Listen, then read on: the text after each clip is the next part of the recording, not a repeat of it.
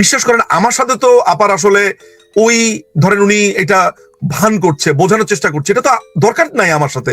One to one phone conversation. আমাকে বলছে যে তুমি শুনেছো, উনার ওখান থেকে কণ্ঠ ছলমল করছে, বলছে আমি বিধবা ভাতার ব্যবস্থা করেছি, আমি মুক্তিযোদ্ধাদের ব্যবস্থা করেছি, বৃদ্ধ ভাতার ব্যবস্থা করেছি, এগুলো নাকি সব বন্ধ করে দিচ্ছে।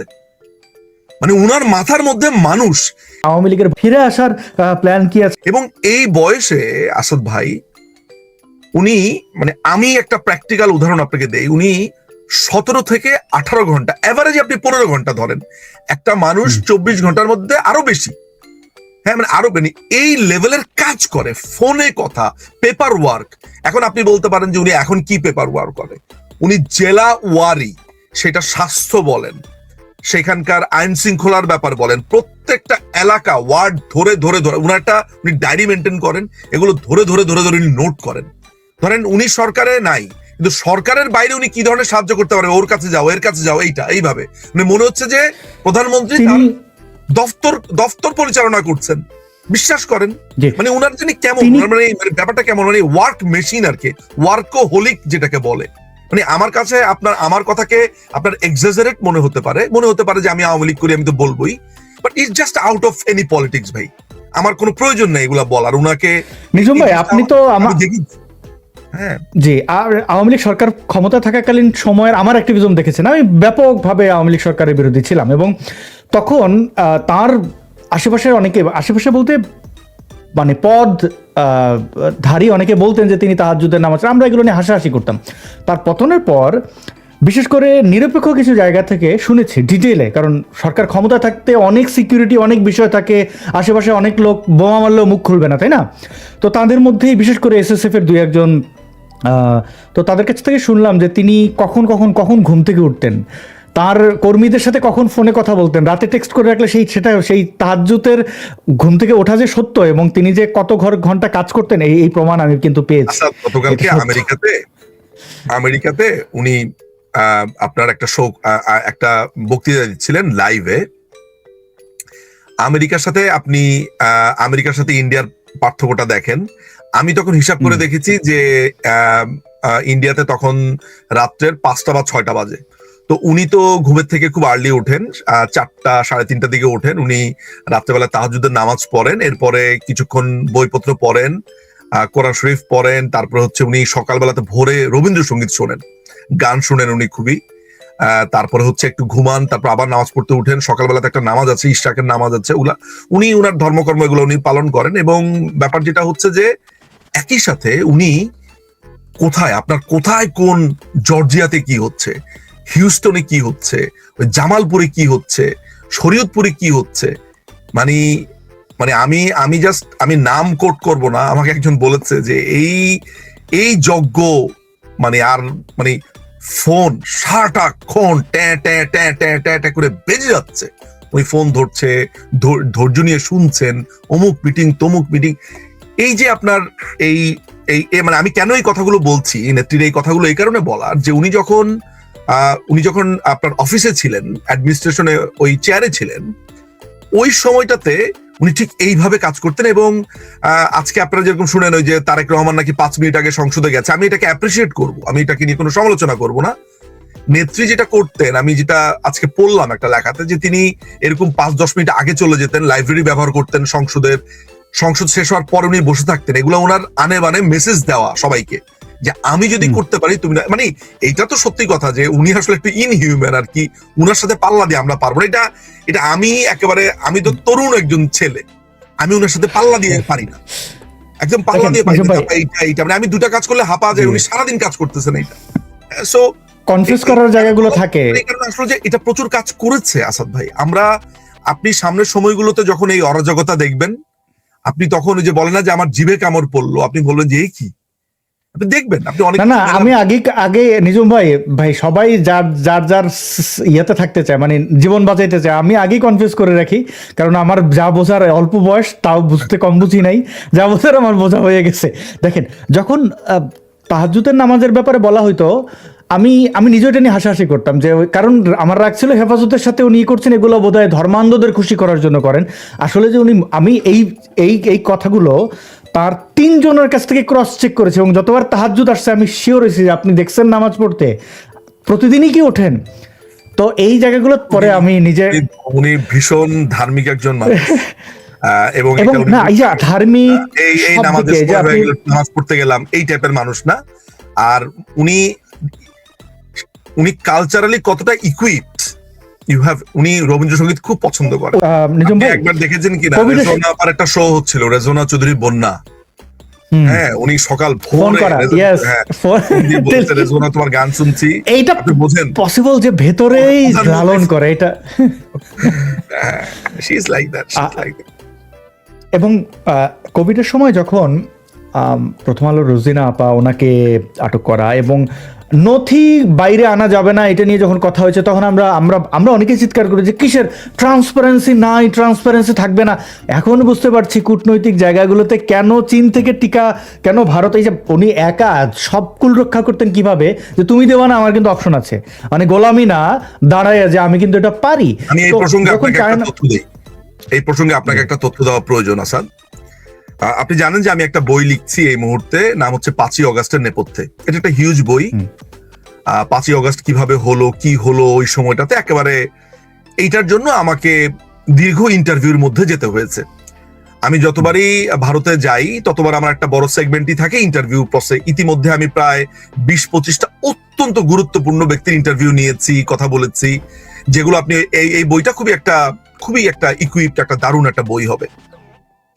ওই ইন্টারভিউ নিতে গিয়ে আমি আপনার নাম এখন এই মুহূর্তে না বলি, বইতেই জানবেন, সেটা হচ্ছে যে প্রধানমন্ত্রীর প্রশাসনের একজন অত্যন্ত গুরুত্বপূর্ণ, যিনি একেবারে ভিজিবলি কি হয়েছে না হয়েছে এগুলো সমস্ত কিছু দেখেছেন ওনার শাসন আমলে, এভরিথিং। উনি আমাকে তখন বলছেন যে আমেরিকা যেটা করেছে, তাদের একটা বড় চাওয়া ছিল, যেটাকে ওই যে আসিফ মাহমুদ এখন ডিপ স্টেট বলছে, সেটা হচ্ছে যে আমেরিকা ওই বঙ্গোপসাগরের 15টা ব্লক আছে, ওরা 15টা ব্লক চেয়েছে নেত্রীর কাছে। তো এদিকে ভারতেরও একটা চাওয়া ছিল যে এতগুলো ব্লক তারা, সবাই তো সব ব্লক নিতে চায়, করতে চায়। জাপানের ছিল, রাশিয়ার, আমেরিকার ছিল, চায়নার ছিল, ইন্ডিয়ার ছিল, মানে যেই সব রাষ্ট্রগুলো নিতে চেয়েছে। আমেরিকা তো আবার একটু অতিরিক্ত চালাক, তারা ধরেন এই যে ডেনমার্ক অন্য কান্ট্রিকে দিয়ে চাওয়ায়, আসলে মূলত কন্ট্রোল করে তারা। তো নেতৃত্ব সব শয়তানি বোঝে। আসলে উনি করেছেন কি, উনি মানে ব্যক্তিগত ভাবে যখন নিজেদের ভিতরে কথা বলে, তখন ওই ভদ্রলোককে বলেছেন, আমাকে তিনি ঘরোয়া ভাবে বলতে এটা বলেছেন যে নেত্রী আমাদেরকে বলতো যে আমি আমেরিকাকে জীবনও এই সব দিব না। কেন দিবেন না? উনার কথা হচ্ছে যে ওকে এখানে দিব, ও আধিপত্য তৈরি করে একটা কেওয়াস তৈরি করবে। আমি ব্যালেন্সে বিশ্বাসী, প্রত্যেকে থাকবে এখানে, আমি যেহেতু এটা করতে পারছি না, এই দায়িত্বটা ওইভাবেই দিবে, যেটা দেশের স্বার্থ আগে, যাতে করে ওইখানে একক আধিপত্যকেও তৈরি না করে কোনো ঝামেলা তৈরি করতে পারে, এবং ওইখানে নিউট্রালিটিটা বজায় থাকে। বুঝতে পারছেন? সার্বভৌমত্ব এবং অন্য দেশের সাথে কূটনৈতিক সম্পর্কটা উনি এইভাবে মেনটেন করতেন। আমি তো ধরেন দলের লোক, তৃণমূল কর্মী, আমি বলছি, আমার কথা তো ধরেন অনেকেই বলবে যে উনি তো এটা বলবেই। আজকে দেখেন দলের বাইরে যারা প্রধানমন্ত্রীকে অনেক সমালোচনা করে, আনিস আলমগীরের কথা বলেন, তারপরে আপনার মাসুদ কামাল, এরা তো প্রচুর বলে, তাদের বক্তব্যগুলো শোনেন, তারা বলছে যে উনি এইভাবে করতেন। আমরা এটাকে অন্য ভাষাতে বলতাম যে উনি খেলছেন এক একটা দেশকে নিয়ে নানান ভাবে।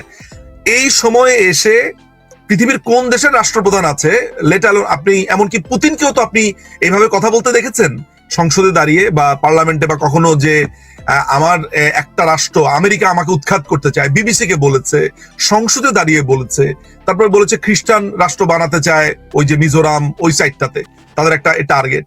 সো এটা মাননীয় প্রধানমন্ত্রী পরিষ্কারভাবে বলেছে, এবং সেটার জন্য তার যথেষ্ট থ্রেট এসছে যে আপনি এগুলা বন্ধ করেন, এগুলা।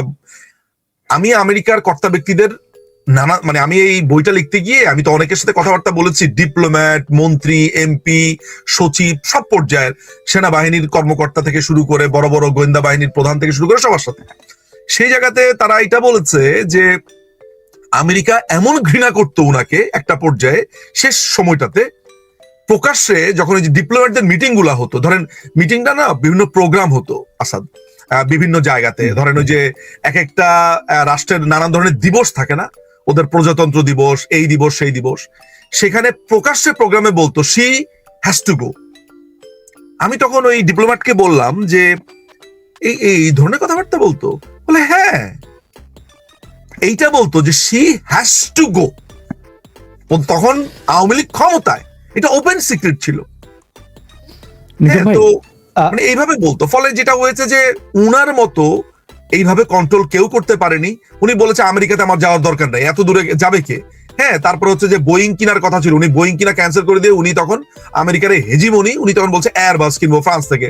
আপনি মনে আছে ম্যাক্রো এসেছিল তখন? হ্যাঁ আপনি হ্যাঁ, তো জানেন যে এয়ারবাসটা মনে হয় রোলস রয়েস বানায়, মানে ইংল্যান্ড, ফ্রান্স আর জার্মানি মনে হয়, এই তিনটা রাষ্ট্র মনে হয় আছে এটার সাথে, আমি ভুল না করে থাকলে। ফলে আলটিমেটলি এইভাবে তিনি মেনটেন করেছেন। দেখেন, বাংলাদেশ আওয়ামী লীগ একটা পলিটিক্যাল পার্টি। আমি আর আপনি বা খোদ প্রধানমন্ত্রী নিজে তো কখনো দাবি করে না যে এটা হচ্ছে একটা ফেরেশতাদের দল, মানে একেবারে সবাই ফেরেশতা। কেউ, উনি নিজেই তো বলেছেন যে বিভিন্ন মানুষকে নানানভাবে তো দলীয়ভাবে ধমক দিয়েছেন, করেছেন। আমাদের ভুলভ্রান্তি আছে আসাদ ভাই। আমি যদি বলি যে আমাদের কোনো ভুলভ্রান্তি নাই, একেবারে আমরা সহি, আমাদের কোনো কিছুই নাই, না না, অসংখ্য। আমি যারা সমালোচনা করে তাদের থেকে বেশি আমি হয়তো বা বলতে পারবো না নানান জায়গাতে। কিন্তু প্রসঙ্গটা তো, সমালোচনাটা কেন করি, সমালোচনাটা কেন করা উচিত? দলের জন্য সমালোচনা জরুরি, দলকে সে যাতে ভুলটা না করে। সমালোচনা এবং বিদ্বেষ দুটো আলাদা ব্যাপার। আজকে যারা, আমি তো সেগুলোকে ফোব মনে হচ্ছে, বিদ্বেষ মনে হচ্ছে, সমালোচনা মনে হচ্ছে। তা না হলে শিশুরা মারা যাচ্ছে, আপনি এই দায় আমার কাছে চাপাবেন কেন? যেখানে বিদ্বেষ তো ব্যর্থদের বিদ্বেষ তো ওতপ্রোতভাবে জড়িত। ধরেন আপনি এমন একটা কিছু করছেন, আমি আপনাকে আপনার সমকক্ষ নিজেকে মনে করছি, কিন্তু আমি পারছি না, তার ধারে কাছে যেতে পারছি না, তখন তো গালাগালি ছাড়া, মিথ্যাচার ছাড়া উপায় নেই তো। আর নিজম ভাই, একটু তো এটাও একটু অন্য একদিন আপনার কাছে শুনবো যে শেখ হাসিনার উনি কি সাধারণত প্রশংসা শুনেই এমন এমন লোককে কাছে বলয় একটা তৈরি হয়ে গেছিল ওনার চতুর্দিকে, যে আসলে এই বাস্তবতা বোধহয় উনি 5ই আগস্টের সময় টের পেয়েছেন, যে কারণে শুনি অনেকের ফোন তিনি ধরেন না, বাঘা বাঘা মন্ত্রীদের ফোন ধরেন না। তিনি বোধহয় তার হিসাব মিলছে যে আচ্ছা তুই তাহলে এই বলছিলি মিথ্যা।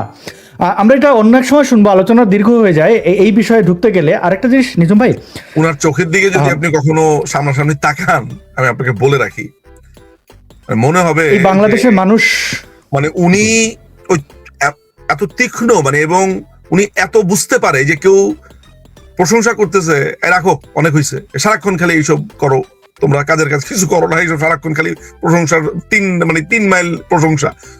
অনেকে দূরের থেকে, আমি আপনাকে একটা কথা বলি, সেটা হলো যে উনি ঠিকই কে শয়তানি করে, কে কি করে, কে কাজ করে, কে কোন জায়গাতে কি করলো, মানে বলে না যে কার ঘরে কি রান্না হইলো, হ্যাঁ, ওইটা পর্যন্ত উনার নজরে আছে।